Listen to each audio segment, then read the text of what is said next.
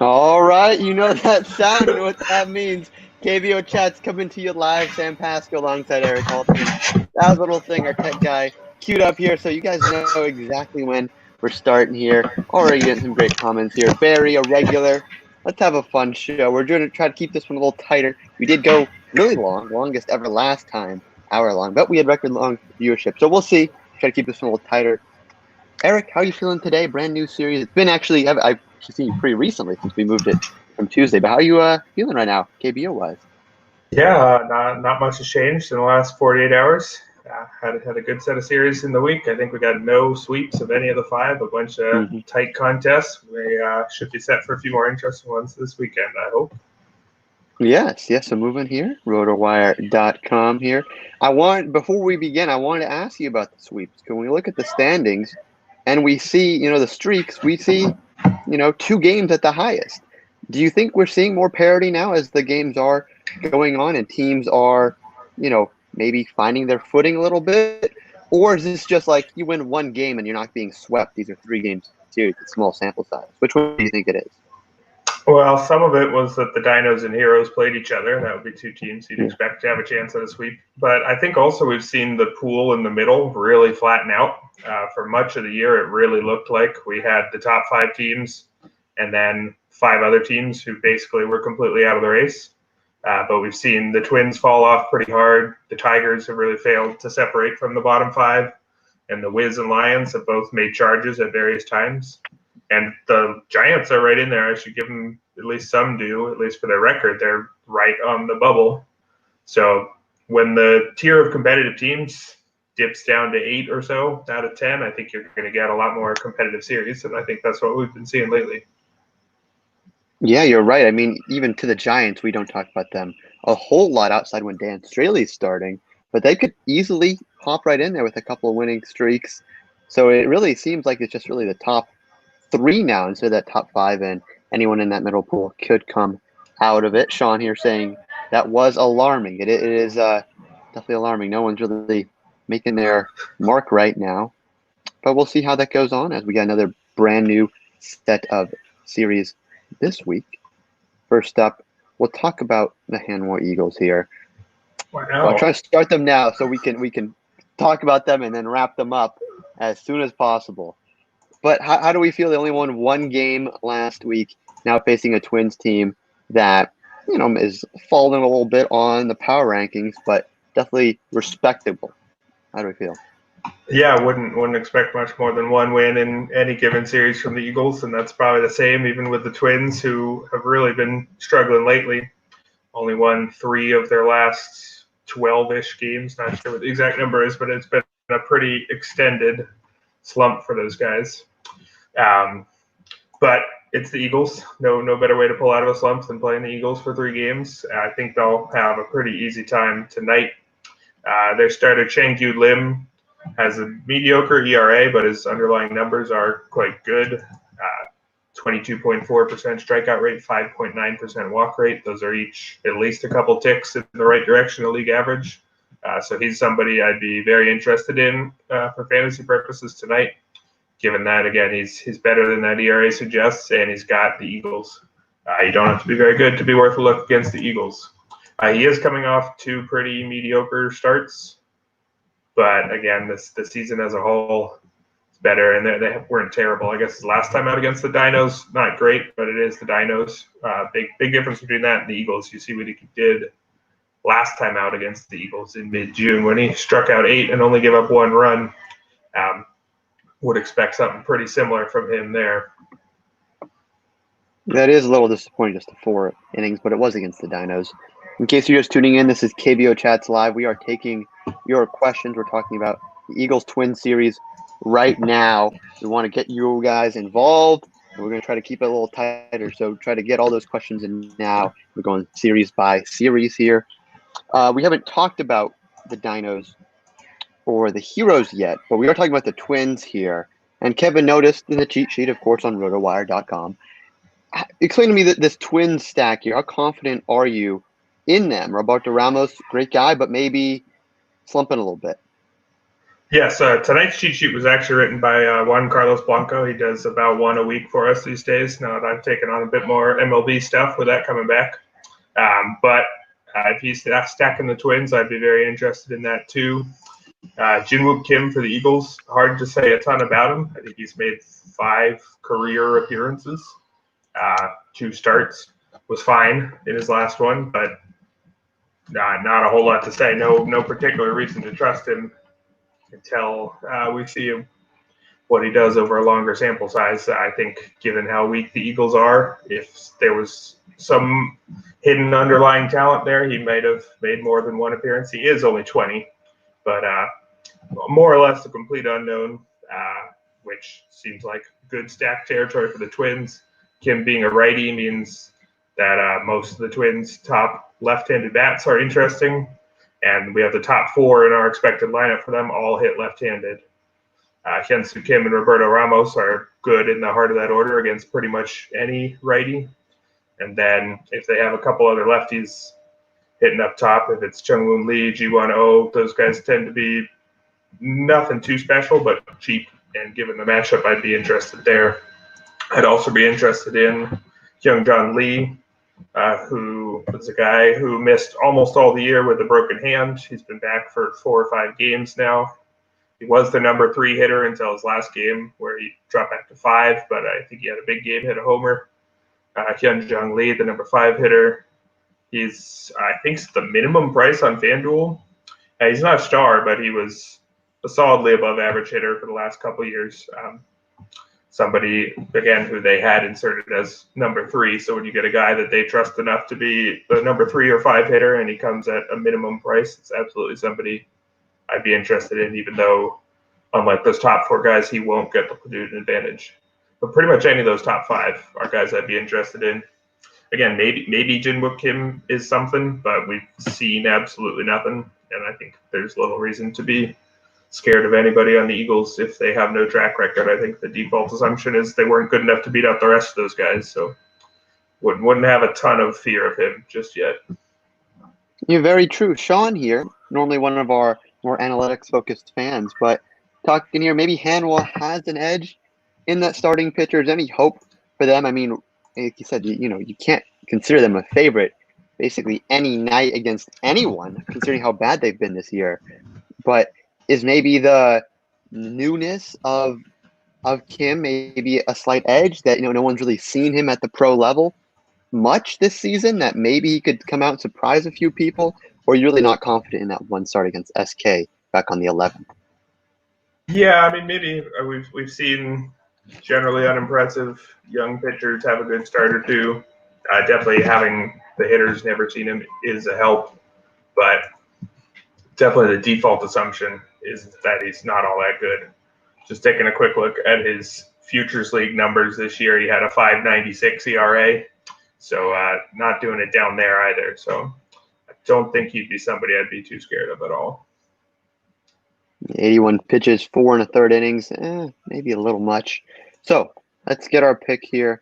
Of course, we have our one or more pick contest and our KBO Daily. So as we're going through each series, we will make our pick here. But and then at the end, we'll have our top 3 picks from Erik.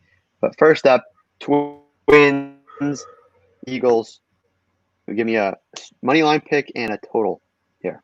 Yeah, I'd stick with anybody against the Eagles plan here. And of course, with the Twins having the edge at starting pitcher, I think it's a pretty easy one. I think I'd be comfortable enough with the over. I think given the heavily left-handed nature of the Twins lineup and the complete unknown basically at the Eagles pitcher, I think the Twins have a good shot of getting most of the way to that over by themselves. Can't count on them getting much help from the Eagles, but I think I'd still be comfortable enough with the over. Like that, in case you're looking to fill out your very own ballot here for our KBO Daily contest, where you make a pick for every game, both money line and total, you go to worldbaseballpick'em.com, and it is in our Twitter feed at RotoWireKBO. So continuing on, next series here, I want to go to, it's next on our list right down here. Houston Bears. Bears and Tigers. Fan favorite Aaron Brooks on the bump tonight. I would think this would make the Tigers basically a near lock if you look what he's done recently.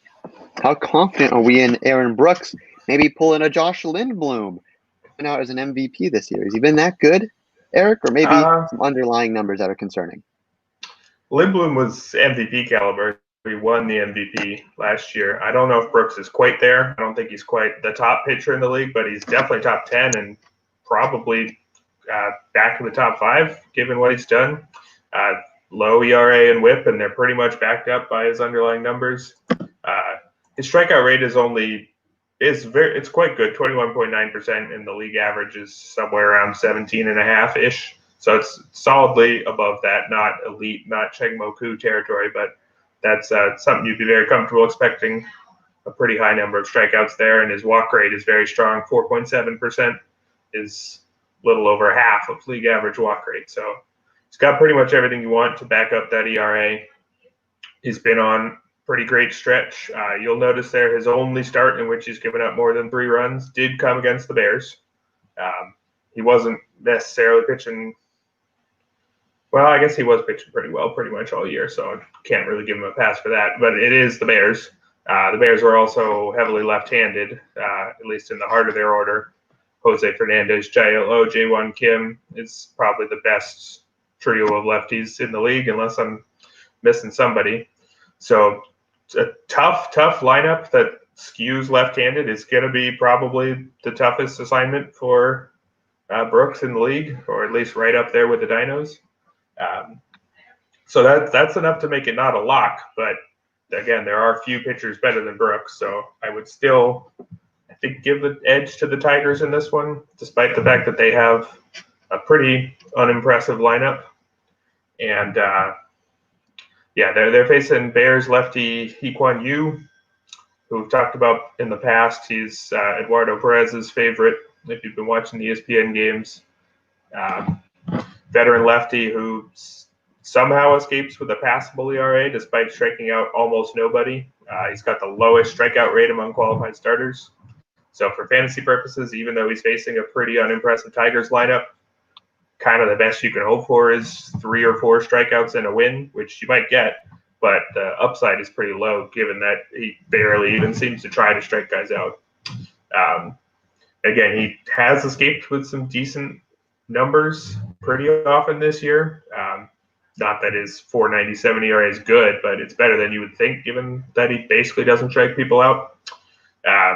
But I think I would side with the Tigers given that big gap in pitching. I would think so. We're got some comments here, you guys talking about Brooks. Maybe you do worry about that handed mismatchup. Jose Fernandez, MVP candidate at the beginning of this year and still very powerful in that heart of that lineup. So maybe some worry, and like you said, he did struggle the last time he faced the Bears. So there maybe is some room for pessimism, but I would feel pretty confident with him overall. Sean commenting here as well. Kevin getting some stats here. Do you think anything about one ball on power? TV here? Yeah, very exciting one with it. Anything else to maybe give the fans a deeper look into this one? Would you lean maybe towards the Bears because of their offense? Because if it does turn into a slugfest, I don't think the Tigers could keep up. I'm going to lean Tigers just because I think Brooks is considerably better than you, but the difference in lineups does almost offset that, especially when you consider, again, that the Bears are very left-handed. The Tigers' best 2 bats are left-handed also, Preston Tucker and Hyung-Woo Choi, which does hurt them a bit against Hee-Kwan Yu. For fantasy purposes, Chang-Jin Lee, the leadoff hitter for the Tigers, he was out almost all the year with a back issue, but he's been the leadoff guy most of the time. They haven't quite started him every day. I think just they're easing him back.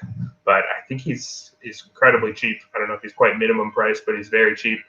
And that makes him a good play against a weak lefty like you, given that he's leading off.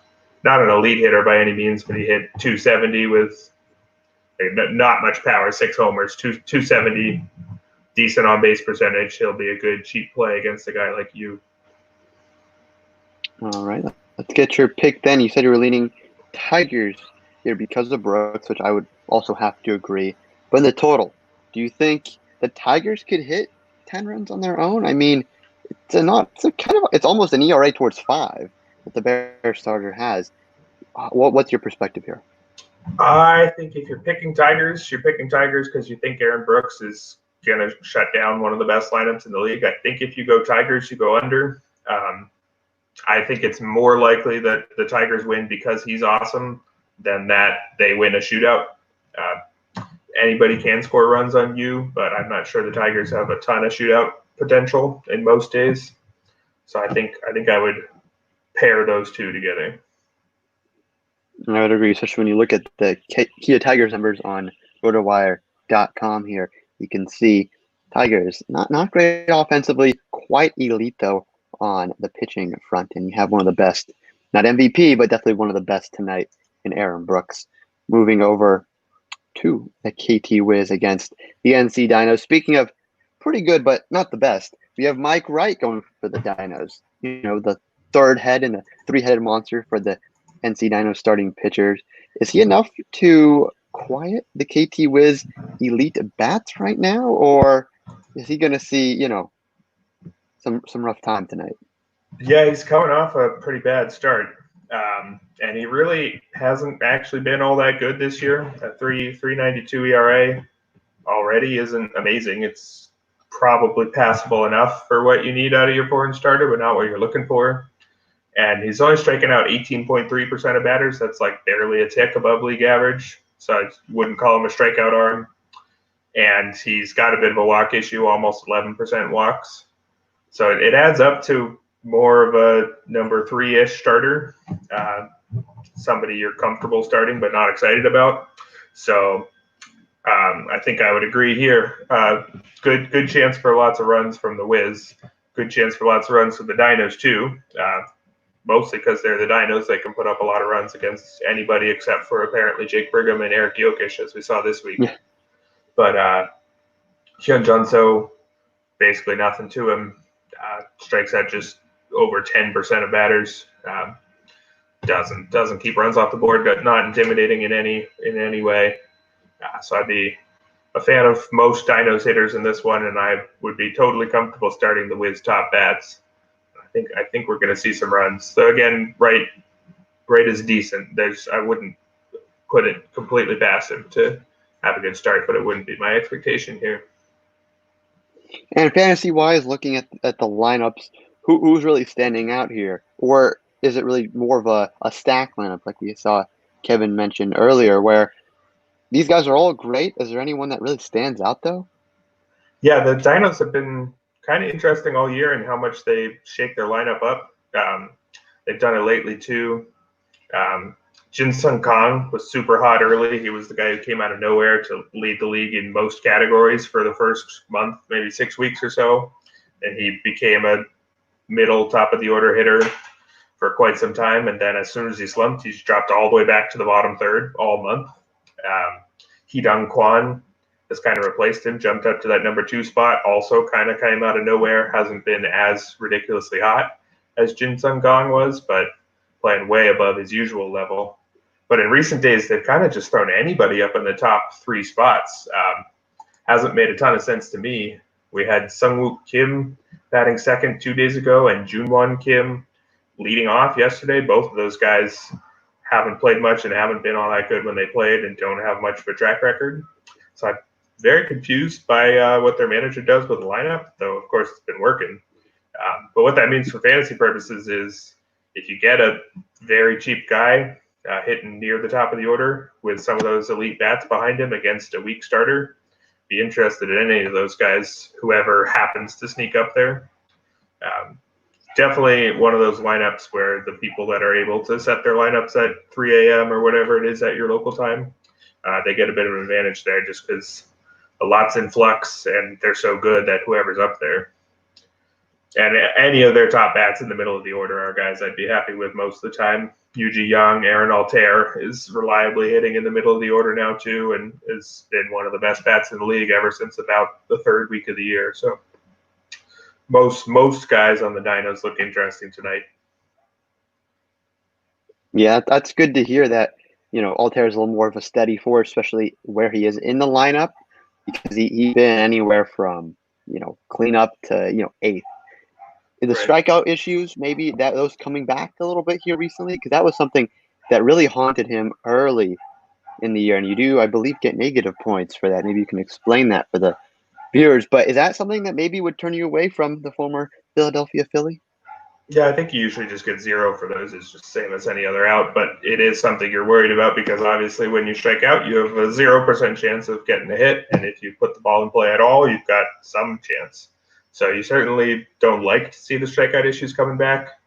I'm not sure I'd react too strongly to just 4 games, but that's certainly something to keep an eye out. If it's high strikeout numbers for a week or two, then you start wondering about whether or not his decent batting average over that stretch might be pretty luck influenced.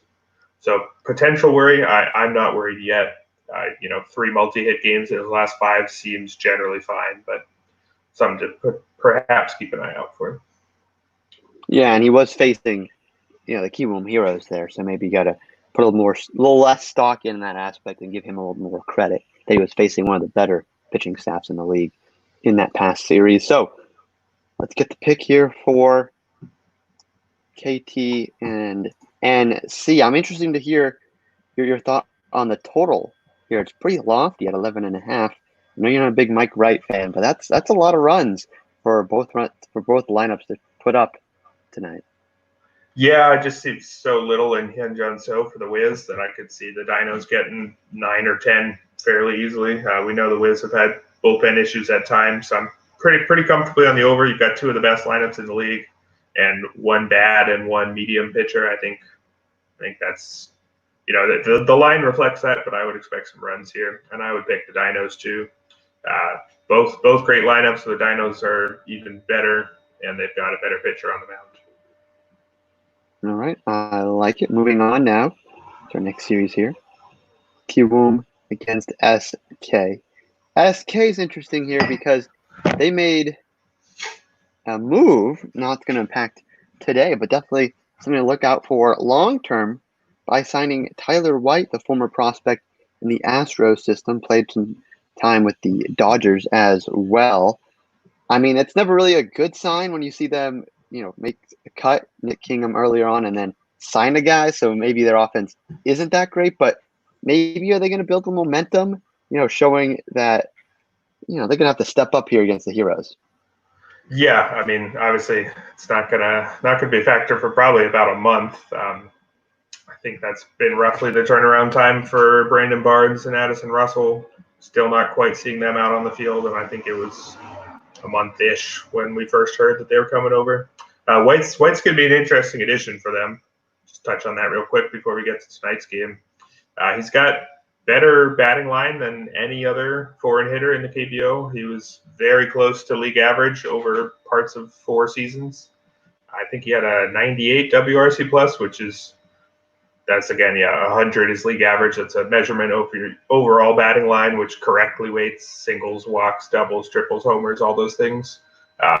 Overall, he was basically a league average hitter in MLB. He was worse in his last season, but he was an above average hitter in limited playing time for a couple seasons, I think 2017 and 2018. Just much more of a track record than even the foreign hitters who are doing best right now. So in theory, that bodes quite well for him when he gets over there. Wouldn't necessarily expect huge things for him right away. I think if you look at, say, a guy like Preston Tucker with the Tigers, he came over in the middle of last season and was about an 850 OPS guy, and he's about a 1,000 OPS guy this year. I think it's reasonable to expect in a normal season some adjustment period when you jump over, cross an ocean mid-season, and when you throw in, a pandemic and all that makes it a bigger challenge to transition, bigger move to make for sure. My default assumption until we see any of these guys coming over the middle of the season is that they'll be slightly worse than we expect them to be next year if they're still here next year. But definitely will help the Wyverns. It's maybe a sign of some desperation that they're going with a second foreign hitter. They're not actually required to have 2 pitchers and 1 hitter. Just every team basically does. I believe the rules are maximum 3 total foreign players and maximum 2 pitchers, but there's no minimum as far as I understand it. It's just pitchers generally have a bigger impact compared to the average player. So almost always you see two pitchers. But man, their lineup needs the help. So it makes sense that they're going for a second hitter there alongside Jamie Romack. I wouldn't be surprised if this is kind of an addition for next year. Romack's getting up there in age, 34-ish.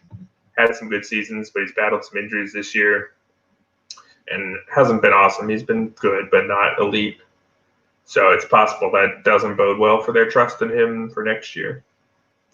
Yeah, I was going to say the part of that was, signing a guy at a position you pretty much already have a foreign player at, that first baseman / corner outfielder role. But you just mentioned it's probably a move for the future because Romack's numbers right now this season aren't projecting like they were supposed to and aren't necessarily going to transfer till next year when he gets another year older. So we'll have to see what happens. But in terms of tonight, I would think this is going to be a slaughtering here by the Heroes, consider what they've been doing. But maybe do these starting pitcher ERAs tell a different story? Is there any hope there for the Wyverns in this one? Yeah, so Sung Ho Lee for the Heroes, definitely not great. He's a young guy. He's probably a little bit better than that terrible ERA. He's been very up and down. In May, he had a 7.83 ERA, which is quite terrible. In June, he had a 1.86 ERA, which was elite. And then in 2 starts in July, he has an ERA of 18. So it's been very up and down. Just 2 starts ago, before his 2 where he gave up 6 runs, I would say he'd be quite a good play against an offense as weak as the Wyverns. But I'm not sure I'd have a ton of confidence in him against them, given that he's coming off 2 absolutely terrible starts. 12 total earned runs in 6 innings is not what you want to see. And on the season as a whole, he's doesn't walk too many guys, but doesn't strike out too many either. He's pretty forgettable back-end starter type. But that could be enough against the Wyverns. I think it's probably going to be enough to get them the win because the Wyverns starter, Joo-Hun Kim, is even worse. He's been a swingman this year, and he's walked twice as many guys as he struck out. So that terrible ERA looks pretty well deserved. I don't think the Heroes are going to have any problems with him at all. I think they're going to put up big numbers. They've got a very deep lineup, so I think he's not going to give them any issues. So I'd side with them, even though the Heroes starter, Sung Ho Lee, isn't somebody I have a ton of confidence in. So we like the Heroes. And how about that total? I mean, you're talking that these pitchers are quite bad, but the Wyverns offense is also quite bad when we actually look at it. So is there what do you think? Because they're 9th in every category offensively. Can they even score, 3 runs tonight? I think they'll get there. I think I'd side over. It's two pretty unreliable pitchers, and again, the Heroes could get most of the way to that over by themselves. They can score on anybody, and Kim doesn't look like he can stop anybody. There's a few I would be interested in. Some of the Wyverns right-handers, mostly Jung Che. Jamie Romack has battled minor elbow issue recently, and he's also been in a slump. He only has 4 hits in his last 8 games. So that definitely hurts their chances of hitting the over. But I think they'll have enough there. Yeah, we'll have to see. Tyler White, but he will be coming relatively soon, hopefully within the next month or so. Now coming up to our last series here, Lotte against Samsung, 2 teams that we've talked about maybe having a little bit more of a gap between them, but their records maybe tell us something different. They have the same number of losses. Are these 2 teams, actually considered solid when you look at that mid-tier of teams in the standings, or are they really, kind of out of it by now? Definitely not out of it. I mean, the Lions are tied with the Twins for the final playoff spot, and the Giants aren't far behind. From a talent perspective, I wouldn't pick either of them to make the playoffs in the end. Again, the Giants finished last 10-ish games worse than the Eagles last year. So the fact that they're this decent is a surprise, and they just don't have a ton there. The Lions, I don't think were very good last year either. Definitely bottom half. And they didn't seem like they were going to be good this year either. They started off pretty mediocre at best, but they've hung in there with some good teams. And both of these teams are coming off series wins. They beat the Twins and Tigers in their last series, which are two bubble teams. So these guys, they can both play all right. They can hang with good teams. Should be an interesting and pretty key series too. If either of those teams say got swept, their playoff picture would look a whole lot worse.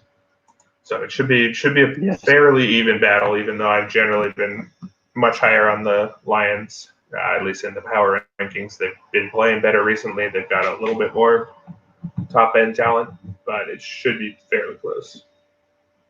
So neither team quite out of it yet, but a sweep could tip the scale. Who are we leaning towards tonight? Another matchup of pitchers with not great ERAs and two foreign batters that are not necessarily known for their offense. Dixon Machado and Tyler Saladino. So Saladino's been a little better, but is he enough to catapult this Lions team that has been quite mediocre all season? Yeah, Saladino's hit okay. He's actually hit pretty well since a pretty terrible start for much of the year. He's been, I think, close to a 1,000 OPS guy, even though his overall number's somewhere in the 8s because he was pretty terrible early. But he might not even play. He missed today's game, this morning's game, last night's game, whatever you want to call it, with back pain. So if he doesn't play, that hurts them. I would agree with Sean here. I would give the pitching edge to the Lions. Not that I'm a big fan of Jae-Hung Choi. Pretty close to the average strikeout and walk numbers. He had two scoreless outings coming into his last start, so I was maybe higher on him than normal. Then he got absolutely lit up by the Heroes, which they do have a far better offense than the Giants, but it's hard to have a ton of faith in someone coming off a start like he had. 7 runs in just 4 innings is not what you want. He's done that in the past, too. He's had 6 or more, or 5 or 6 earned runs 3 times, so he's certainly capable of getting blown up, and even one of those against the Wyverns, so it's not like it's just the good teams. I guess it was the Wiz, not the Heroes. I got the wrong K team there last time. But yeah, he's on the whole pretty mediocre, but the Giants aren't the toughest challenge. The one thing, though, is the Giants heavily right-handed, and Choi is a lefty. So that is a point in the Giants' favor. The Giants starter, though, Jin-Won Seo, pretty darn mediocre. I think he's worse than his ERA suggests. His ERA says he's a okay mid-tier guy. I think he's at best a back-end starter. One of those guys that just doesn't strike anybody out. 11.6% strikeout rate is not quite Hee-Kwon Yu territory, but it's not at all good. Not somebody I'd have any confidence in fantasy purposes because you're basically committing to not get any real help in the strikeout category. He hasn't gotten blown up too many times, except for those 2 starts early, but you're pretty much committing to mediocrity, pretty mediocre start with him. So I think that's the slight edge. You got two mediocre starters, but the good side of mediocre maybe with Choi and the bad side of mediocre with Seo. And I'd give the slight edge to the Lions lineup. So I think I would side Lions on this one. Not with a ton of confidence. Again, it's that the fact that the Giants are so right-handed is, I think, the best case for them, given that Jae-Hung Choi for the Lions is not by any means a shutdown guy. Yeah, when looking at these two teams and going through their starters' stats there, I mean, that doesn't give me confidence really in either one. You're a big strikeout guy, and neither one of them seem to put up a lot of great numbers. And both in their last start gave up 7 runs. I believe his was unearned, 3 was unearned, but for Choi, those Right. did indeed look earned runs. So maybe not big value here, but Kevin asked about, best value pitcher. And since it's our last series, we can zoom out a little bit here, and we are running up on time. But would either of them qualify as a value play, or are they not even worth looking at because of how mediocre they are? Yeah, given that they're at, again, Daegu Samsung Lions Park is the most hitter-friendly park in the league. That hurts their odds.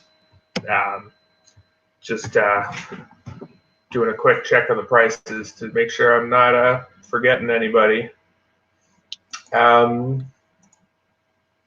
I would say my best value would be Chang-Yu Lim of the Twins.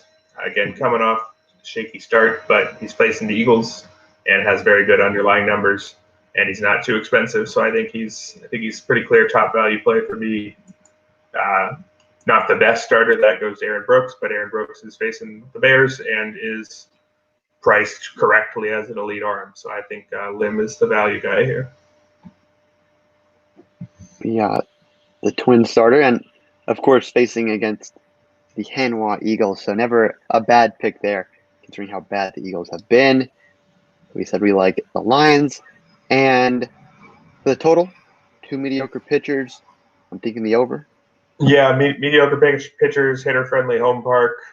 And yeah, like somebody mentioned, the Giants did explode for 15. Wouldn't expect that again, but it's not like they are totally incapable. They do have they've got a few decent bats at the top, just shy on star power, which keeps their overall numbers down. So I think it's pretty comfortable over. Yeah, 15 is pretty impressive. 25 total runs in their last game, just yesterday / this morning. So we like the over. And of course, filling out. We played our other contest. Well, we can go ahead and check. Yes, as I want to get your 3 best picks here. Just one or more of them have to be right to grow your streak. What is your go-to 3 picks on the KBO slate for tonight, Erik? Yeah, top one by some margin is Twins. Yeah, mostly with the guy against the Eagles, but they also have a pretty big advantage at starting pitcher. Unless Jin-Wook Kim, that very inexperienced Eagles pitcher, is more than he's shown. I think pretty comfortable Twins. I would go Heroes number 2. I wish they had a better starter, but there's given that their offense is way better than the Wyverns and that both teams have a mediocre at best starter. I think Lee counts as mediocre, and I think Ju-Hyun Kim doesn't even fit that category. So I think Heroes pretty comfortable as the second pick. And for number 3, let's go with that Giants-Lions over as the third one. I think two unimpressive starters in a hitter-friendly home park. I'll give that as a slight edge. I would consider Dinos also as number 3, Dinos over Wiz, or perhaps Dinos Wiz over. I would consider those also in contention for the third pick. All right, and you can find these at worldbaseballpick'em.com or on our website at RotoWire KBO. Enter.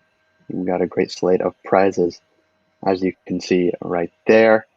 That's just about it. Kevin was asking about who's going to hit a home run tonight. Erik, don't even think about it. Who's the one guy that's going deep tonight? Let's go Roberto Ramos, number 1. He can hit homers off anybody, and he's facing Jin-Wook Kim of the Eagles, who we know nothing about, basically. Has nothing positive on his resume. I'll throw out Daeho Lee of the Giants. Daeho Lee as number 2. He'll get the platoon advantage against Chae-Hung Choi, who's not terrible, but not great, and is pitching in the most hitter-friendly home park in the league. So I'd go with him, number 2. I like it, Sean. We got some other interaction here talking about the picks as well. Head over to our Twitter page. As soon as we're done with this, at RotoWire KBO to fill it out and win some of our awesome prizes. Finally, Erik, any other injury notes to look at tonight? Doesn't look like there's too much. Maybe Romac or Saladino? Yeah, keep an eye on Saladino. That he's somebody I'd maybe be interested in playing, given the weak starting pitcher for the Giants. But if he doesn't play, I would not do that. Ben Lively's coming back for the Lions soon. That doesn't affect tonight's slate, but I think he's supposed to come back on Saturday. And he was quite good last year in limited action, so that'll help the Lions for sure. Dongwon Park, the Heroes catcher, is probably the biggest recent injury, out with an ab issue. He was easily the second best catcher in the league behind Yu Ji-young for most of the year. He's been struggling for a few weeks, which is maybe related to this issue, maybe not. So that does take one good bat away from the Heroes. Ji Young Lee, their backup, has pretty good numbers for backup catcher. Small sample, but it's the Heroes. They have a big offense, so he's maybe a cheap catcher to look at, just because he'll be surrounded by good teammates. I think those are the big ones. Nothing else. Great. Nothing else too huge lately. Everyone's staying healthy for a brand new slate here. Find the replay of today's show on both YouTube and Periscope on Twitter. Barry, thank you. We appreciate you guys for tuning in each Monday and Thursday at our brand new 7 p.m. Pacific, 10:30 Eastern time. And best of luck. We got our contests filled out here. Twins, Heroes, Giants, Lions over. And then, of course, our complete ballot here. Go through the replay for each series. We broke each one down in just about 42 minutes. So, pretty good. Not bad. Okay. All right. Good That's all we got for you guys. Yeah, thanks for hanging out, everybody. Well, Enjoy some good games this weekend. All right. Peace out.